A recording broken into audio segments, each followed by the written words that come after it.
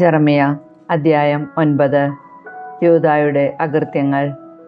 എൻ്റെ ശിരസ് ഒരു കണ്ണീർ തടാകവും എൻ്റെ കണ്ണുകൾ അശ്രുധാരയുമായിരുന്നെങ്കിൽ എൻ്റെ ജനത്തിൻ്റെ പുത്രിയുടെ നിഹിതന്മാരെ ഓർത്ത് ഞാൻ രാപ്പകൽ കരയുമായിരുന്നു. മരുഭൂമിയിൽ എനിക്കൊരു വഴിയമ്പല ലഭിച്ചിരുന്നെങ്കിൽ ഞാൻ എൻ്റെ ജനത്തെ വിട്ടകന്നു പോകുമായിരുന്നു. വഞ്ചകരായ ഒരു കൂട്ടം വ്യഭിചാരികളാണ് അവർ. വില്ലുപോലെയാണ് അവരുടെ നാവ് വളയുന്നത്. സത്യമല്ല, കാപട്യമാണ് ദേശത്ത് ശക്തിപ്പെടുന്നത്. തിന്മയിൽ നിന്ന് തിന്മയിലേക്ക് അവർ നീങ്ങുന്നു. അവർ എന്നെ അറിയുന്നില്ല. കർത്താവ് അരുളി ചെയ്യുന്നു, ഓരോരുത്തനും അയൽക്കാരനെതിരെ കരുതലോടിയിരിക്കട്ടെ. ഒരു സഹോദരനിലും വിശ്വാസമർപ്പിക്കുകയും വേണ്ട. സഹോദരന്മാരൊക്കെ ചതിയന്മാരാണ്, അയൽക്കാരെല്ലാവരും ഏഷണിക്കാരും. അവർ അയൽക്കാരനെ വഞ്ചിക്കുന്നു. ഒരുവനും സത്യം പറയുന്നില്ല. കള്ളം പറയാനാണ് അവരുടെ നാവിന് ശീലം. അതിക്രമത്തിൽ മുഴുകിയ അവർ അനുതപിക്കുന്നുമില്ല. മർദ്ദനത്തിനുമേൽ മർദ്ദനവും വഞ്ചനയ്ക്കുമേൽ വഞ്ചനയും കുന്നുകൂടുന്നു. അവർ എന്നെ അറിയാൻ വിസമ്മതിക്കുന്നു. കർത്താവാണ് ഇത് പറയുന്നത്. സൈന്യങ്ങളുടെ കർത്താവ് അരുളി ചെയ്യുന്നു, ഞാൻ അവരെ ചൂളയിൽ ഒരുക്കി ശുദ്ധീകരിക്കും. എൻ്റെ ജനത്തോട് ഞാൻ മറ്റെന്താണ് ചെയ്യുക? അവരുടെ നാവ് മാരകമായ അസ്ത്രമാണ്, അത് വഞ്ചന പൊഴിക്കുന്നു. അയൽക്കാരനോട് സൗഹാർദ്ദമായി സംസാരിക്കുമ്പോഴും അവർ തങ്ങളുടെ ഹൃദയത്തിൽ കെണിയൊരുക്കുകയാണ്. കർത്താവ് ചോദിക്കുന്നു, ഈ അകൃത്യങ്ങൾക്ക് ഞാൻ അവരെ ശിക്ഷിക്കേണ്ടതല്ലേ? ഇത്തരമൊരു ജനതയോട് ഞാൻ പ്രതികാരം ചെയ്യരുതെന്നു. കുന്നുകളെക്കുറിച്ച് വിലപിക്കുവേൻ, മരുഭൂമിയിലെ മേച്ചിൽപ്പുറങ്ങളെക്കുറിച്ച് വിലാപഗാനം ആലപിക്കുവേൻ. അവ ശൂന്യമായിരിക്കുന്നു, ആരും അതിലെ കടന്നു പോകുന്നില്ല.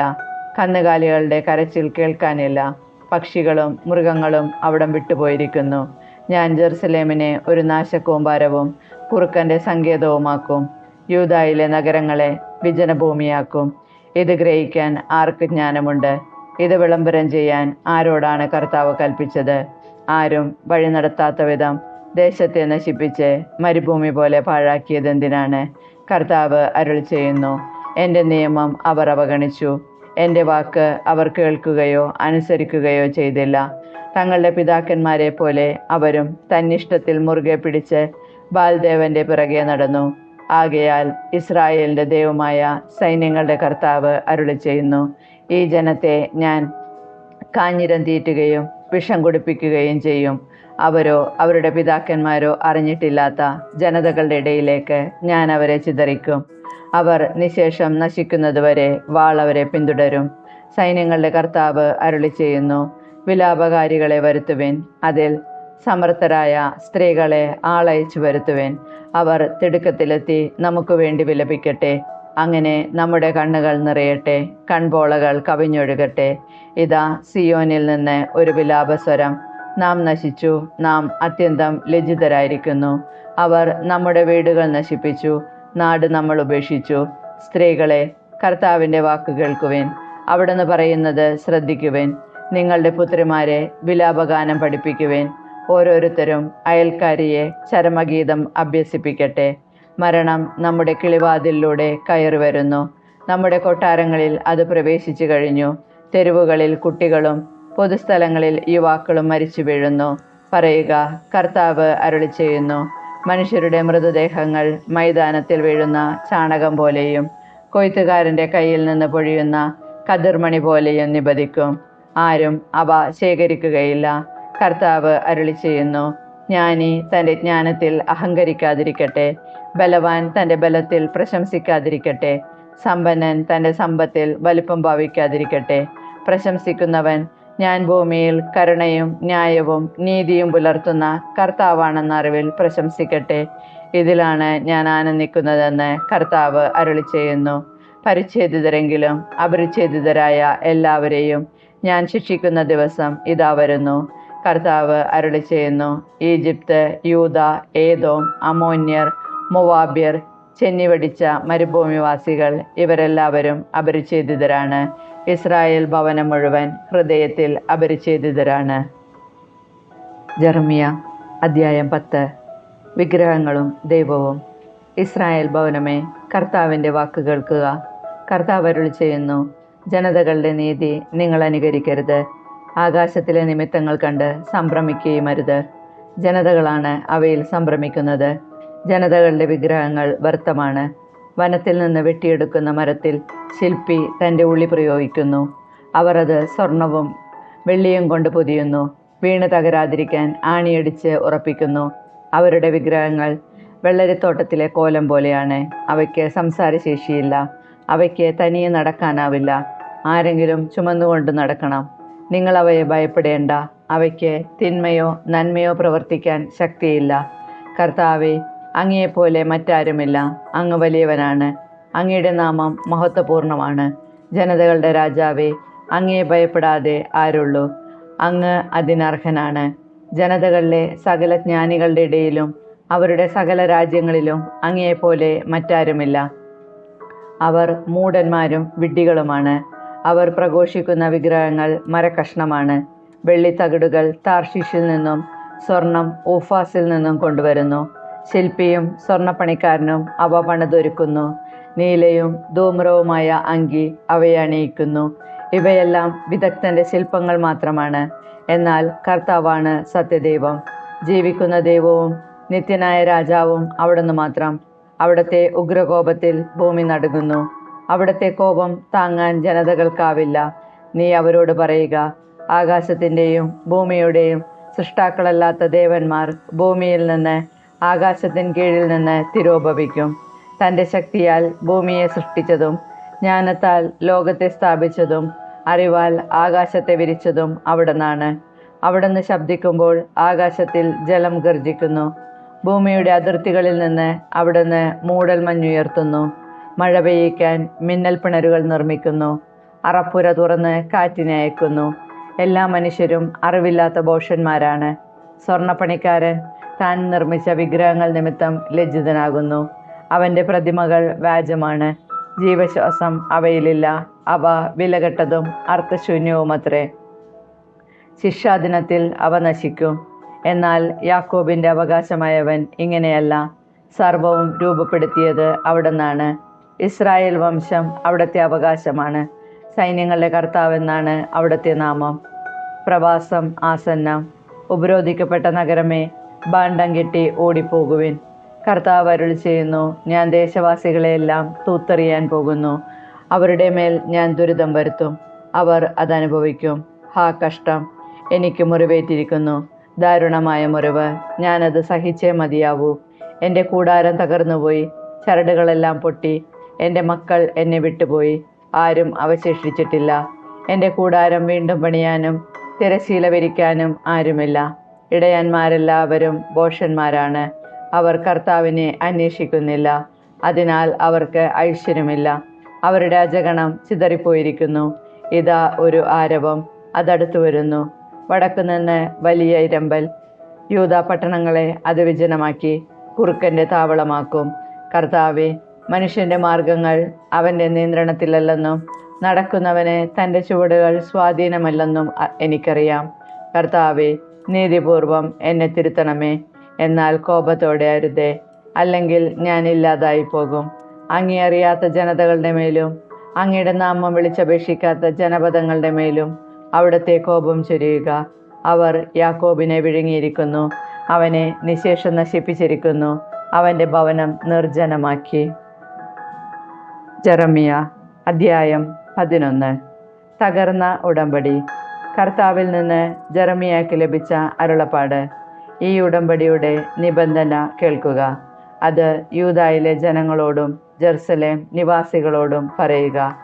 നീ അവരോട് പറയണം, ഇസ്രായേലിൻ്റെ ദൈവമായ കർത്താവ് അരുളി ചെയ്യുന്നു, ഈജിപ്തിൽ നിന്ന്, ഇരുമ്പ് ചൂളയിൽ നിന്ന് നിങ്ങളുടെ പിതാക്കന്മാരെ മോചിപ്പിച്ചപ്പോൾ അവരോട് ചെയ്ത ഉടമ്പടിയാണിത്. നിങ്ങൾ എൻ്റെ വാക്കു കേൾക്കണം. ഞാൻ കൽപ്പിക്കുന്നത് ചെയ്യുകയും വേണം. അങ്ങനെ നിങ്ങൾ എൻ്റെ ജനവും ഞാൻ നിങ്ങളുടെ ദൈവവുമായിരിക്കും. ഇന്ന് നിങ്ങൾക്കുള്ളതുപോലെ പാലും തേനും ഒഴുകുന്ന ഒരു നാട് നൽകുമെന്ന് നിങ്ങളുടെ പിതാക്കന്മാരോട് ചെയ്ത വാഗ്ദാനം ഞാൻ നിറവേറ്റും. കർത്താവെ, അങ്ങനെയാകട്ടെ. ഞാൻ മറുപടി പറഞ്ഞു. കർത്താവ് എന്നോട് വീണ്ടും അരുളി ചെയ്തു, ഈ ഉടമ്പടിയുടെ നിബന്ധനകൾക്കൊത്ത് പ്രവർത്തിക്കുവിൻ എന്ന് യൂദായിലെ നഗരങ്ങളിലും ജെറുസലേമിലെ വീഥികളിലും വിളംബരം ചെയ്യുക. ഈജിപ്തിൽ നിന്ന് നിങ്ങളുടെ പിതാക്കന്മാരെ കൂട്ടിക്കൊണ്ടുവന്നതു മുതൽ ഇന്ന് വരെയും എൻ്റെ വാക്കനുസരിക്കുക എന്ന് ഞാൻ അവരെ നിരന്തരം ഉത്ബോധിപ്പിച്ചിരുന്നു.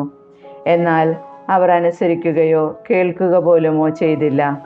ഓരോരുത്തനും തൻ്റെ ദുഷ്ടഹൃദയത്തിൻ്റെ കാഠിന്യവും പേറി നടക്കുന്നു. അതുകൊണ്ട് ഈ ഉടമ്പടിയുടെ നിബന്ധനകൾ അവരെ ഞാൻ അറിയിച്ചു.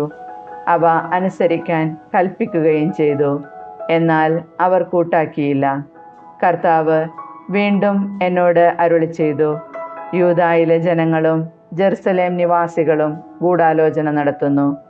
എൻ്റെ വാക്ക് നിരാകരിച്ച പിതാക്കന്മാരുടെ തെറ്റുകളിലേക്ക് അവർ മടങ്ങിയിരിക്കുന്നു. അവർ അന്യദേവന്മാരെ പൂജിക്കാൻ തുടങ്ങി. ഇസ്രായേൽ ഭവനവും യൂദാ ഭവനവും തങ്ങളുടെ പിതാക്കന്മാരോട് ഞാൻ ചെയ്ത ഉടമ്പടി വലിച്ചെറിഞ്ഞിരിക്കുന്നു. അതുകൊണ്ട് കർത്താവ് അരുളി ചെയ്യുന്നു, അവരുടെ മേൽ ഞാൻ അനർത്ഥം വരുത്താൻ പോകുന്നു. ഒഴിഞ്ഞു മാറാൻ അവർക്ക് സാധിക്കുകയില്ല. അവർ എന്നോട് നിലവിളിച്ചപേക്ഷിച്ചാലും ഞാൻ കേൾക്കുകയില്ല. അപ്പോൾ യൂദായിലെ നഗരങ്ങളും ജെറുസലേം നിവാസികളും തങ്ങൾ പൂജിക്കുന്ന ദേവന്മാരുടെ മുൻപിൽ നിലവിളിക്കും. വിപത്സന്ധിയിൽ അവരെ രക്ഷിക്കാൻ അവർക്ക് കഴിയുകയില്ല. യൂദ, നിന്റെ നഗരങ്ങൾക്കൊപ്പം നിനക്ക് ദേവന്മാരും പെരുകിയിരിക്കുന്നു.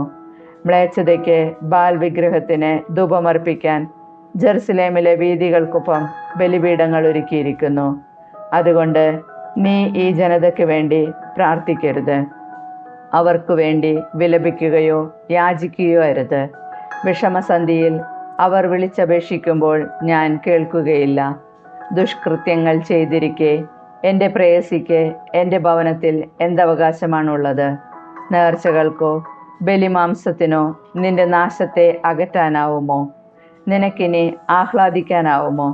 തഴച്ചു വളർന്ന് ഫലങ്ങൾ നിറഞ്ഞ മനോഹരമായ ഒലിവ് മരമെന്നാണ് കർത്താവ് നിന്നെ വിളിച്ചിരുന്നത്. എന്നാൽ കൊടുങ്കാറ്റിൻ്റെ ആരവത്തോടെ അവിടുന്ന് അതിനെ ചുട്ടരിക്കും. അതിൻ്റെ കൊമ്പുകൾ അഗ്നിക്കിരയാകും. നിന്നെ നട്ടുപിടിപ്പിച്ച സൈന്യങ്ങളുടെ കർത്താവ് തന്നെ നിന്റെ നാശം പ്രഖ്യാപിച്ചിരിക്കുന്നു. ഇസ്രായേൽ ഭവനവും യൂദാ ഭവനവും ദുഷ്കൃത്യങ്ങൾ പ്രവർത്തിച്ച് ബാലിന് ധൂപാർച്ചന അർപ്പിച്ചതുവഴി അവർ എന്നെ രോഷാകുലനാക്കിയിരിക്കുന്നു. ജെറമിയായ്ക്കെതിരെ ഗൂഢാലോചന. കർത്താവ് ഇതെനിക്ക് വെളിപ്പെടുത്തി. അങ്ങനെ ഞാൻ അറിയാനിടയായി. അവിടുന്ന് അവരുടെ ദുഷ്കൃത്യങ്ങൾ എനിക്ക് കാണിച്ചു തന്നു. എന്നാൽ കൊലയ്ക്ക് കൊണ്ടുപോകുന്ന ശാന്തനായ കുഞ്ഞാടിനെ പോലെയായിരുന്നു ഞാൻ. ഫലത്തോടുകൂടെ തന്നെ വൃക്ഷത്തെ നമുക്ക് നശിപ്പിക്കാം. ജീവിക്കുന്നവരുടെ നാട്ടിൽ നിന്ന് നമുക്കവനെ പിഴുതെറിയാം. അവൻ്റെ പേര് ഇനിമേൽ ആരും ഓർമ്മിക്കരുത് എന്ന് പറഞ്ഞ് അവർ ഗൂഢാലോചന നടത്തിയത് എനിക്കെതിരെയാണെന്ന് ഞാൻ അറിഞ്ഞില്ല. നീതിയായി വിധിക്കുന്നവനും ഹൃദയവും മനസ്സും പരിശോധിക്കുന്നവനുമായ സൈന്യങ്ങളുടെ കർത്താവേ, അവരുടെ മേലുള്ള അങ്ങയുടെ പ്രതികാരം കാണാൻ എന്നെ അനുവദിക്കണമേ. അവിടുന്നാണല്ലോ എൻ്റെ ആശ്രയം. നിന്റെ ജീവൻ വേട്ടയാടുന്ന അനാത്തോത്തിലെ ജനങ്ങളെക്കുറിച്ച് കർത്താവ് അരുളി ചെയ്യുന്നു. കർത്താവിൻ്റെ നാമത്തിൽ നീ പ്രവചിക്കരുത്. പ്രവചിച്ചാൽ നിന്നെ ഞങ്ങൾ കൊല്ലും എന്ന് അവർ പറയുന്നു. ആകയാൽ സൈന്യങ്ങളുടെ കർത്താവ് അരുളി ചെയ്യുന്നു, അവരെ ഞാൻ ശിക്ഷിക്കും. യുവാക്കൾ വാളിനിരയാകും. അവരുടെ പുത്രന്മാരും പുത്രികളും പട്ടിണി കിടന്നു മരിക്കും. അവരിലാരും അവശേഷിക്കുകയില്ല. അനാത്തോത്തിലെ ജനങ്ങളോട് കണക്ക് ചോദിക്കുന്ന ആണ്ടിൽ ഞാൻ അവരുടെ മേൽ തിന്മ വർഷിക്കും. ജെറമിയ അധ്യായം 12. ദുഷ്ടൻ്റെ ഐശ്വര്യം. കർത്താവേ, ഞാൻ അങ്ങയോട് പരാതിപ്പെടുമ്പോൾ അവിടുന്ന് തന്നെയായിരിക്കും നീതിമാൻ. എങ്കിലും എൻ്റെ പരാതി അങ്ങയുടെ മുൻപിൽ ഞാൻ സമർപ്പിക്കുകയാണ്. എന്തുകൊണ്ടാണ് ദുഷ്ടൻ അഭിവൃദ്ധി പ്രാപിക്കുന്നത്? ചതിയന്മാർ ഐശ്വര്യം നേടുന്നത് എന്തുകൊണ്ട്? അങ്ങ് അവരെ നടുന്നു. അവർ വേരുപിടിച്ച് വളർന്ന് ഫലം പുറപ്പെടുവിക്കുന്നു. അവരുടെ നാവിൽ എപ്പോഴും അവിടുന്നുണ്ട്. ഹൃദയത്തിലാകട്ടെ അങ്ങേക്ക് സ്ഥാനമില്ല. കർത്താവേ, അങ്ങ് എന്നെ അറിയുന്നു, കാണുന്നു. എൻ്റെ മനസ്സ് അങ്ങിലാണെന്ന് പരിശോധിച്ചറിയുകയും ചെയ്യുന്നു. കൊല്ലാനുള്ള ആടുകളെ പോലെ അവരെ വലിച്ചിറക്കണമേ. കൊലയുടെ ദിവസത്തേക്ക് അവരെ മാറ്റി നിർത്തണമേ. എത്ര നാൾ ദേശം വിലപിക്കുകയും വയലിലെ പുല്ല് വാടുകയും ചെയ്യണം? ദേശവാസികളുടെ ദുഷ്ടത നിമിത്തം മൃഗങ്ങളും പക്ഷികളും ചത്തുപോകുന്നു. ഞങ്ങളുടെ പ്രവൃത്തികൾ ദൈവം കാണുന്നില്ല എന്ന് അവർ പറയുന്നു. മനുഷ്യരോട് മത്സരിച്ചോടി നീ തളർന്നെങ്കിൽ കുതിരകളോട് എങ്ങനെ മത്സരിക്കും? സുരക്ഷിത സ്ഥാനത്ത് കാലിടറുന്നെങ്കിൽ ജോർദാൻ വനങ്ങളിൽ നീ എന്ത് ചെയ്യും? നിന്റെ സഹോദരന്മാരും പിതൃഭവനം പോലും നിന്നോട് വഞ്ചന കാട്ടിയിരിക്കുന്നു. പിന്നിൽ നിന്ന് അവർ നിനക്കെതിരായി സംസാരിക്കുന്നു. മധുരവാക്ക് പറഞ്ഞാലും നീ അവരെ വിശ്വസിക്കരുത്. പര്യാപ്തമായ ദേശം. എൻ്റെ ഭവനം ഞാൻ ഉപേക്ഷിച്ചിരിക്കുന്നു. എൻ്റെ അവകാശം കൈവെടിഞ്ഞിരിക്കുന്നു. എൻ്റെ പ്രാണപ്രിയയെ അവളുടെ ശത്രുക്കൾക്ക് ഞാൻ ഏൽപ്പിച്ചു കൊടുത്തിരിക്കുന്നു. എനിക്ക് അവകാശമായവൾ കാട്ടിലെ സിംഹം പോലെ എന്നോട് പെരുമാറുന്നു. എനിക്കെതിരെ ഗർജിച്ചുകൊണ്ട് ഞാൻ അവളെ വെറുക്കുന്നു. കഴുകന്മാർ ചുറ്റിവളഞ്ഞ് ആക്രമിക്കുന്ന ഒരു പുള്ളിപ്പക്ഷിയാണോ എൻ്റെ ജനം? വന്യമൃഗങ്ങളെ അവരെ വിഴുങ്ങാൻ ഒരുമിച്ച് കൂടുവിൻ. അനേകം ഇടയന്മാർ കൂടി എൻ്റെ മുന്തിരിത്തോട്ടം നശിപ്പിച്ചിരിക്കുന്നു. എൻ്റെ ഓഹരി അവർ ചവിട്ടിമെതിച്ചു. എൻ്റെ മനോഹരമായ അവകാശം അവർ ശൂന്യമായ മരുഭൂമിയാക്കിയിരിക്കുന്നു. അവർ അതിനെ ശൂന്യമാക്കി. ശൂന്യാവസ്ഥയിൽ അത് എന്നോട് വിലപിക്കുന്നു. ദേശം മുഴുവൻ പര്യാപ്താവസ്ഥയിലാണ്. ഒരാൾ പോലും ഇക്കാര്യം ചിന്തിക്കുന്നില്ല. മരുഭൂമിയിലെ മൊട്ടക്കുന്നുകളിലെല്ലാം വിനാശകർ സ്ഥാനം പിടിച്ചിട്ടുണ്ട്. ദേശത്തിൻ്റെ ഒരറ്റം മുതൽ മറ്റേ അറ്റം വരെ കർത്താവിൻ്റെ വാൾ മരണം വിതയ്ക്കുന്നു. ഒരു ജീവിക്കും സമാധാനമില്ല. അവർ ധാന്യം വിതച്ചു, മുള്ളുകൊയ്തു, കഠിനാധ്വാനം ചെയ്തു, ഫലമൊന്നുമുണ്ടായില്ല. കർത്താവിൻ്റെ ഉഗ്രകോപം നിമിത്തം അവർ തങ്ങളുടെ വിളവിനെക്കുറിച്ച് ലജ്ജിക്കും. എൻ്റെ ജനമായ ഇസ്രായേലിന് ഞാൻ നൽകിയ അവകാശത്തിന്മേൽ കൈവയ്ക്കുന്ന ദുഷ്ടന്മാരായ എല്ലാ അയൽക്കാരോടും കർത്താവ് അരുളി ചെയ്യുന്നു. അവരെ തങ്ങളുടെ ദേശത്ത് നിന്ന് ഞാൻ പിഴുതെറിയും. അവരുടെ കയ്യിൽ നിന്ന് യൂദാഭവനത്തെ ഞാൻ പറിച്ചെടുക്കും. അവരെ പിഴുതെടുത്തതിന് ശേഷം ഞാൻ അവരോട് കരുണ കാണിക്കും. ഓരോ ജനതയെയും അതതിൻ്റെ അവകാശത്തിലേക്കും ദേശത്തേക്കും ഞാൻ തിരികെ കൊണ്ടുവരും. ബാലിൻ്റെ നാമത്തിൽ ആണയിടാൻ എൻ്റെ ജനം അവരിൽ നിന്ന് പഠിച്ചതുപോലെ അവർ എൻ്റെ ജനത്തിൻ്റെ മാർഗം ശ്രദ്ധാപൂർവം ഗ്രഹിക്കുകയും കർത്താവാണ് എന്ന് എൻ്റെ നാമത്തിൽ ആണയിടാൻ ശീലിക്കുകയും ചെയ്താൽ എൻ്റെ ജനത്തിൻ്റെ ഇടയിൽ അവരും അഭിവൃദ്ധി പ്രാപിക്കാനിടവരും. എന്നാൽ ഏതെങ്കിലും ജനത എന്നെ അനുസരിക്കുന്നില്ലെങ്കിൽ അതിനെ ഞാൻ വേരോടെ പിഴുതു നശിപ്പിക്കും. കർത്താവ് അരുളി ചെയ്യുന്നു.